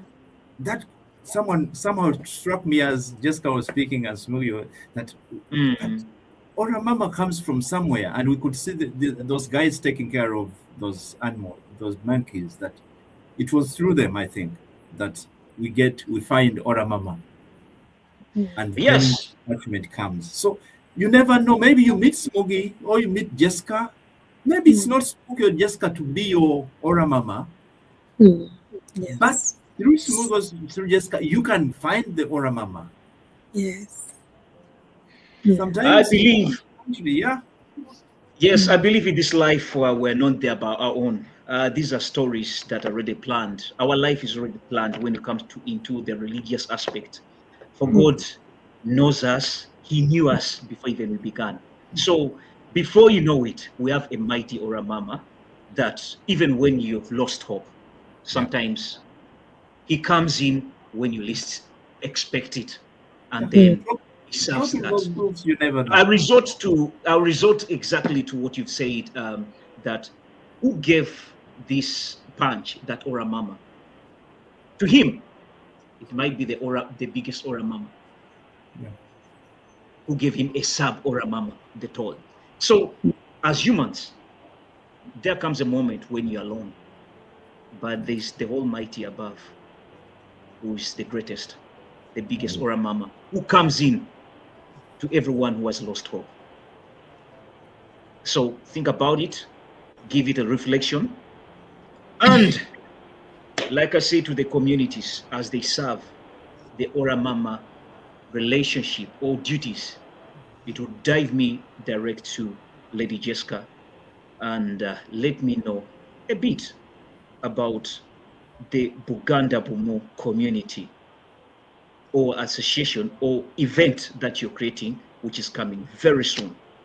Drive me briefly in a nutshell, and then you switch gear and take me direct also to the Eurocrane tournament. The fact that you're also a community leader into the football entity in the Eurocrane tournament here in Europe. Please start with your Ora-mama community of Buganda Bumo. Thank you so much. Yes. Actually, I call it a family because all these communities, in one way or the other, they turn out to be a family. And today I've talked so much about networking, family attachment, and someone were echoing into my ears like, oh, that's why they say that my network is my net worth. I am who we are. If we are well, we are well. If they are well, I am too. So this is what these communities are trying to do, and setting up opportunities and platforms where people can come. For example, Buganda Bumu is going to be in Berlin, German, from the 22nd of May to the 24th of May. And the purpose is for our people to get more platforms of joining together, coming together after a long winter time, and experience the rich culture. And it's for all people, not only Baganda, but for people from various cultural backgrounds, friends. There'll be a lot of entertainment, as you see on the screen there. On Friday, to be arrival of the guests, and then registration, mingling, and touring the most important tourist icons in Bahrain. It's organized and everything will be there. So you just arrive, and then after registering, you'll be taken by our fellow Ugandans showing you their areas where they stay here in Germany. Isn't that wonderful? And then Saturday, there'll be a lot of workshops, entertainments, knowing each other. And then 24th, children, activities, family day. So it will really be massive and mega. And also your input is highly welcomed. Remember to register. The deadline for early bird actually is tomorrow, but you can continue registering even afterwards. I'm emphasizing that it's not only for Baganda, but all people who cherish culture, who cherish networking, connecting, and socializing for all ages. That is the Buganda Bumu Beko, which is taking place in Berlin. this year in May.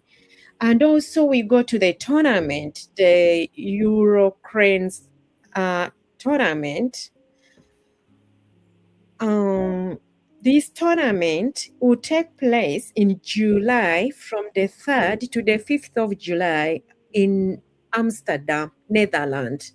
It's gonna be so massive also. And 10 countries, Ugandans from 10 various countries are meeting to socialize and also promote talents, play football.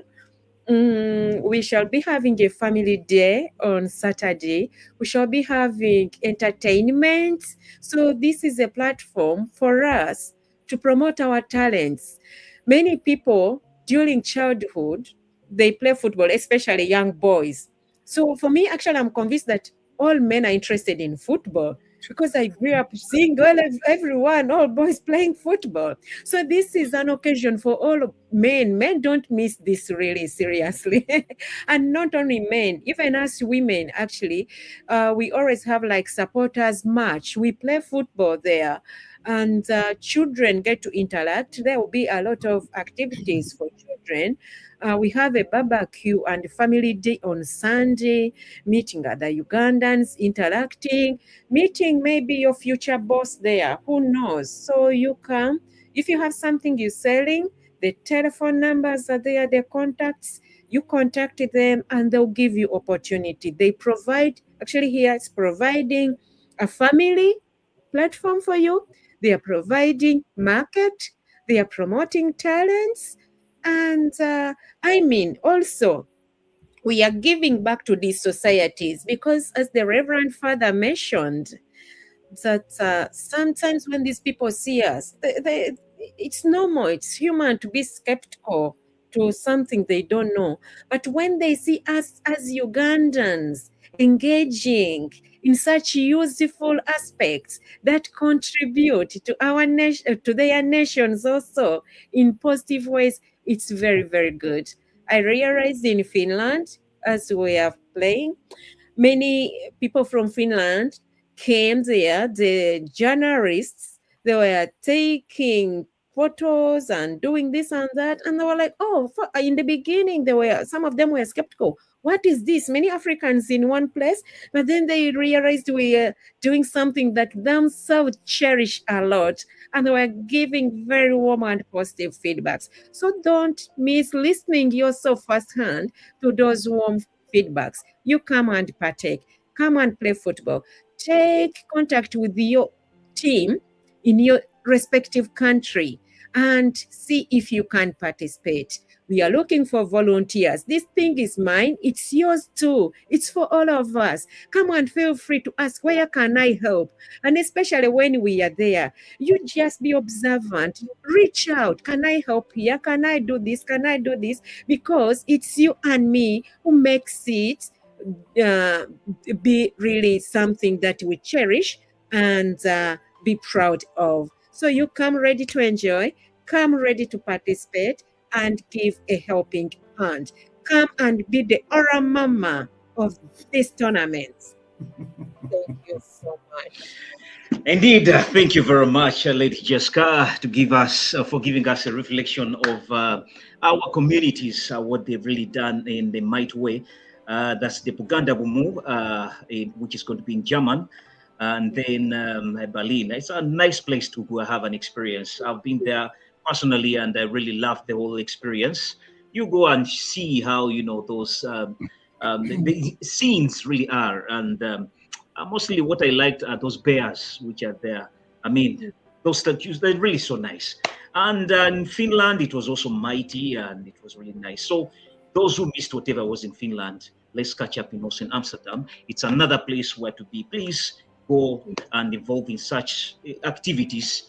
They can be your Ora-mama at some moment so that you feel that you have a sense of belonging. We're in, we're in foreign countries. At some moment, the sense of belonging tends to, scratch a little bit. So go and feel the real. In Denmark here, something natural, we call it ecologisk. We need that natural. You feel that natural love. You feel that identity. You feel that, that sense of belonging. So True. is involved in those activities, and you'll see mysteries out of it. But as we come to a conclusion of this, those who've just joined us, we're coming to a conclusion of discussion. We've been looking at a reflection of how this story, which has been on mainstream media, of Punch, the monkey, baby monkey, which was abandoned, and later went into challenges to be accepted. And in the due course, it had the toy or a teddy bear, or I'll call it the one they gave a name called Ora-mama, which at least accompanied that little monkey. I mean, to go through all these hurdles. At the end of it all, it managed to go through it, and then it was, yes, accepted by first the surrogate mom monkey, and then later the rest joined and they accepted it all. It was a story which could be really so resonating with we the Africans or the immigrants. That's why our story has been so much into the love, identity, security of we the Africans. So if you've missed, I've tried to be giving you just a little reflection. Yes, I'll just read a little comment from one Eddie Cool, where he goes ahead by saying that through our discussion, he says that my contribution as a community leader, it is not a sole, it's not a sole responsibility for victims to end racism. Structure changes must come from institutions, majorities as well. And however, history shows that marginalized groups often drive reform by organizing, documenting injustice, and demanding accountability. Thank you, Bwana Eddie Cool. And then, in the interest of time, I won't read the last one. I'll just leave it pinned there so that those who want to read his comment, you can see it. It's very visible. Last but not least, Jessica, it's a story which is in a center, an educative center, which is the zoo. Just throw some points by giving us some of the reasons of a zoo. This zoo. What's basically the importance of animals being kept in the zoo, apart from education, which education really resonates well with biology, studying in biology, and then studying the ecology. Apart from that, which other area would you just spin on in the interest of time as we come to the encounter of this? Yeah, so I think those are very important. Otherwise, the animals will be loitering everywhere, and in that way, there will be congestion between the animals and traffic. Before, we used to have nature and they could feel free, but with this modernity, we have a lot of traffic and housing, people everywhere, that they can't interact just freely like that. So gazetting them in zoos is one of the well protected areas where they can be, and in there they are offered with the guardians, like those ones who provided Ora-mama to Punch. So they provide holistic welfare and care, medication. They have veterinary workers there, they have assistants, and mine actually would be more of encouraging. First of all, I thank all those ones who do whatever they do to support these zoos, but also encourage more people, wherever you are, try to visit a zoo in that area, the way Mr. Smoggy Johnny Remy here is doing. Actually, is living by a good example. So you go there, volunteer. There is need workers feeding the animals, and if you can't maybe do that cleaning up, you can donate money, for example, because they know better the interest. Those ones who work there, they know better the interest and the needs of those animals. So if you donate some money, probably that money will be used to cater for animals, and also keeping those zoos in existence, or even creating more zoos such that we continue benefiting from them.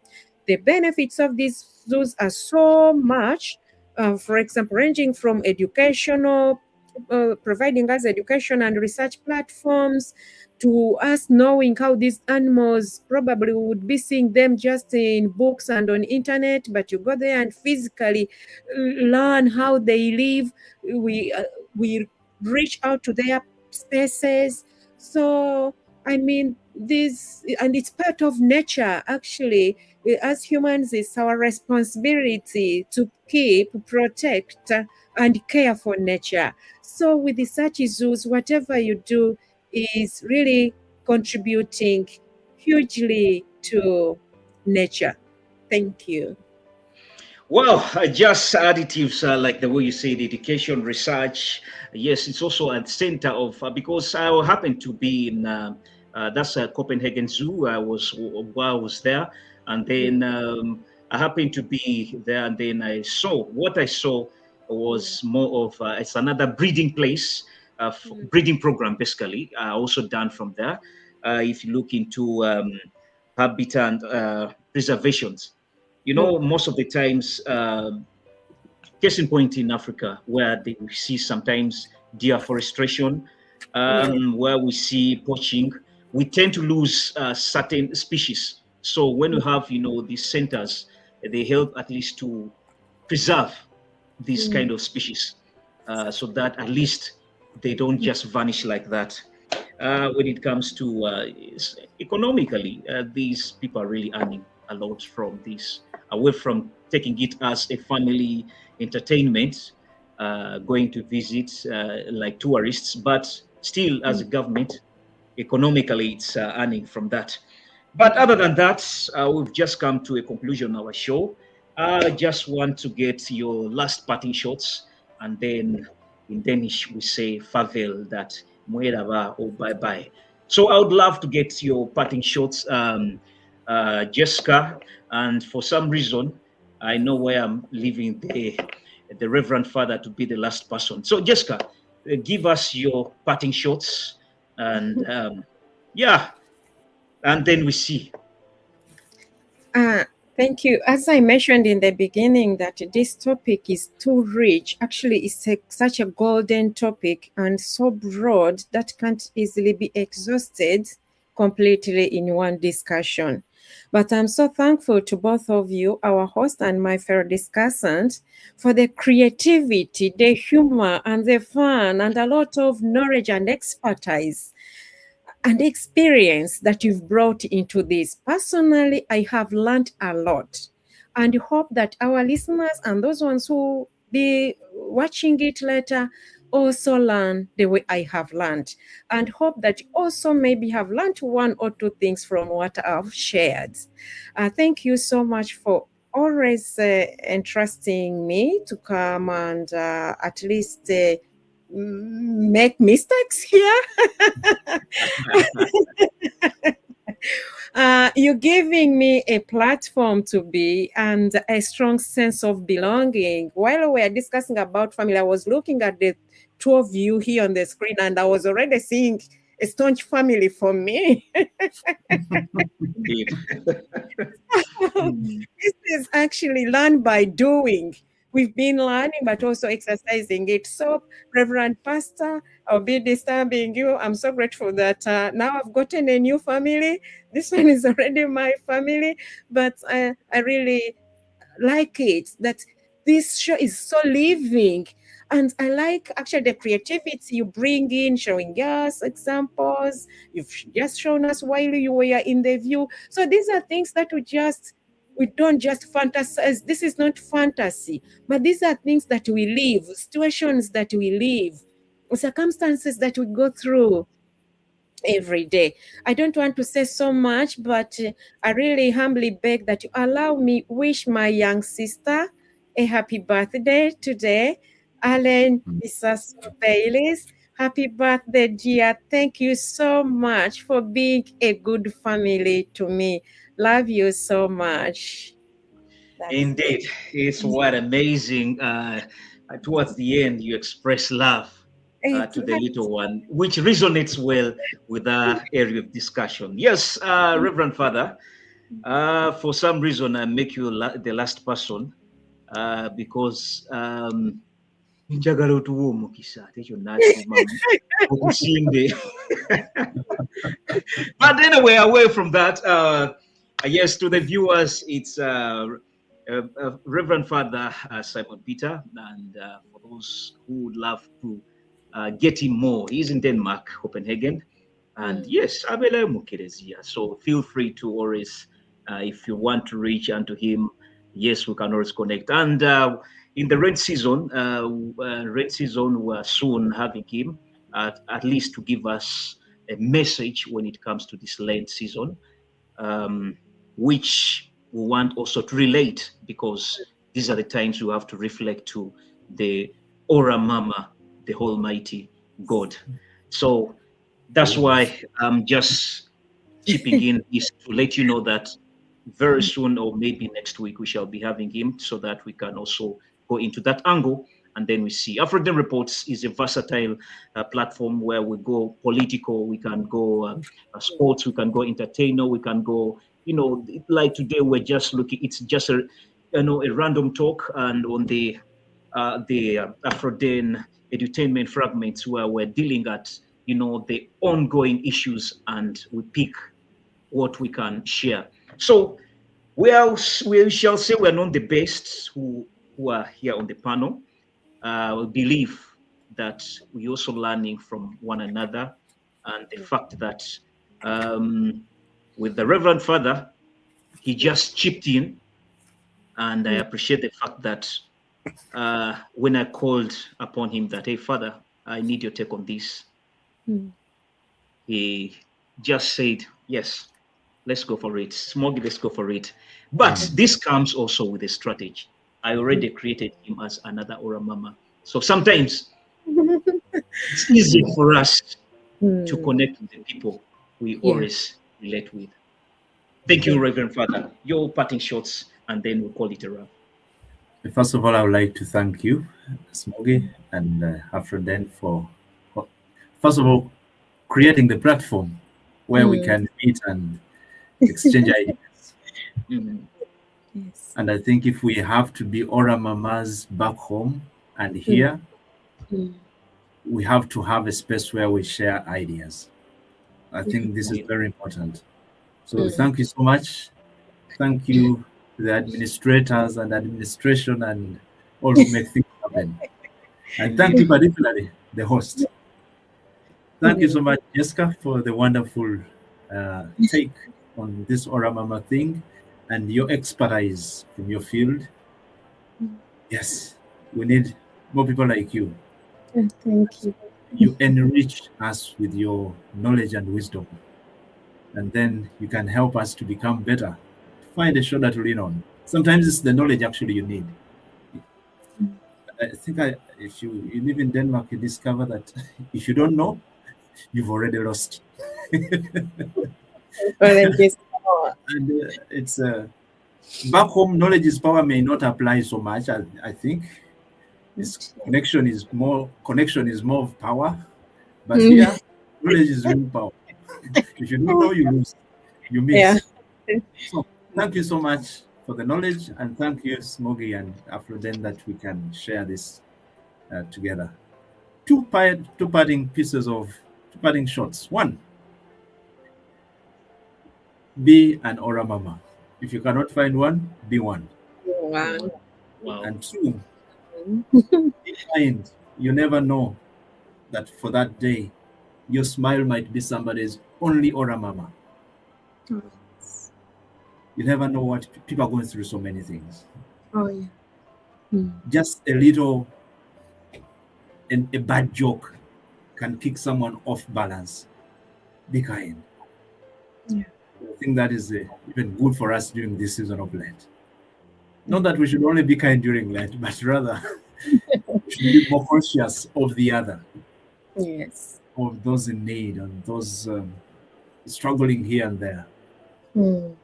If we can practice the kindness. I think that's what Ora-mama provided, the kindness that Punch needed.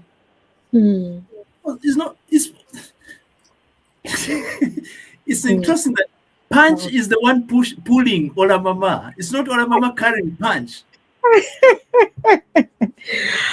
Yes.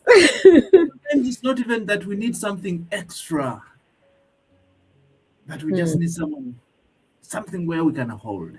So be the one at least, and be kind, and reach out. Once again, we pray for families that are broken. We pray for children that are alone, for people in relationships where it's not working out, people trying to look for papers in the diaspora. This is a real job. You come for a job, but you first have to do another job. So we pray for you. I commit myself. I will pray for you, particularly during this time of Lent, that where papers have jammed, the Lord may make a way. Yes. And thank you once again. And shall we have the blessing? Please. The Lord be with you. And also with you. God, our loving Father, thank you for this evening. Thank you for Jessica and her wealth of knowledge. Thank you for small kids and this wonderful channel, Afroden, for the ideas, for the knowledge, for the experiences, for the connections, for the network, and all that comes through this, Lord. May you bless them. Bless those they care about. Reach them out. Be their Ora-mama where they need one. And grant them the grace to be the Ora-mama for someone who needs one. Bless our different societies, our different communities, and bless the countries where we are, that they may be the Ora-mama that we ever needed. And bless the countries from where we came, that we may be able to contribute the best we can, but also let transformation come, let change of hearts come, let renewal come, let revival come in all aspects of life. And let the blessing of Almighty God, the Father, and the Son, and the Holy Spirit come down upon you and remain with you now and forever. Amen. Amen. God bless you. At least now, Jessica, you understand the reason as to why I had to get him. Yes, for the viewers, I'll just say a little supplement by saying, for God loved the world that he gave us his only begotten Son. He whoever believes in him shall not perish but only receive eternal life. This is John 3:16. So with love is the biggest commandment, and where there is love, security, identity, and all as other areas are all solved. That's why it's the greatest of all commandments. And for the show today, I'll just say one thing. At least pick something, learn something. You can relearn or unlearn. Three things you can take: learn, relearn, and learn. Yeah. Unlearn from what we said or unlearn from what you know. So my thoughts and thinking is as good as you, the viewers. For now, I stay your host, aka Smoggy, John Remy. Goodbye. Let's meet into another episode next week, and stay blessed. Have a lovely week, a weekend, and a blessed new month to come. Love you all. Thank you. Ciao. God bless.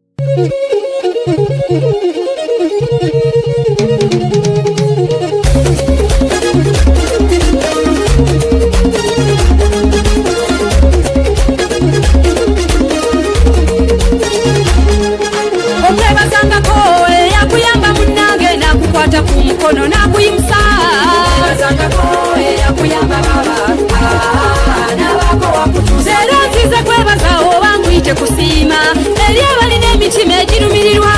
Okwebazangako eyakuyamba baba nabako wakutuusa. Ekigambo okuyamba tokizanyisa, abangi babeera n'obusobozi n'ekibalema okukola. Okwebazangako eyakuyamba baba abamu be mulaba abanene mu nsi muno bakunyumiza gyavudde zikubamu ne zaaka.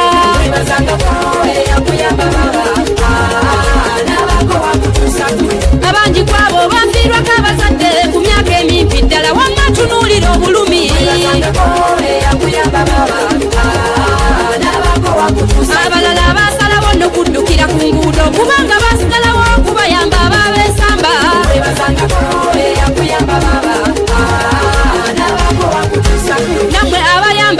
okwefuula